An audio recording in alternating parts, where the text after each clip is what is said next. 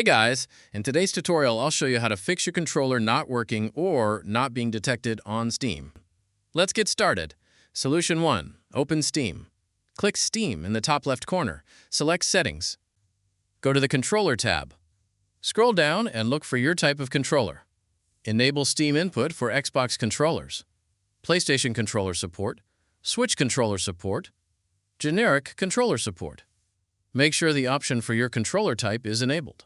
If you're using an Xbox, PlayStation, Switch, or generic controller, enable the corresponding option.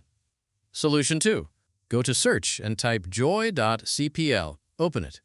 If your controller is detected, it should appear with the status OK. If it doesn't appear, try another USB port. Try another USB cable, if applicable. The controller may be malfunctioning. If your controller appears correctly, continue to the next solution.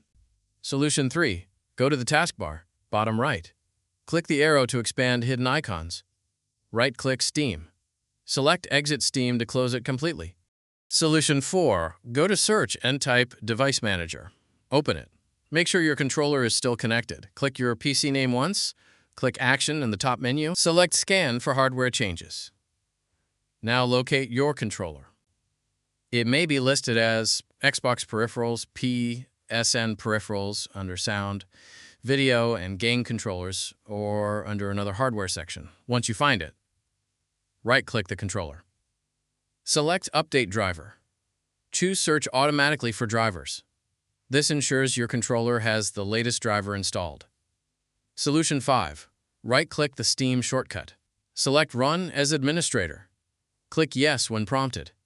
Once Steam opens again, your controller should now be detected and working.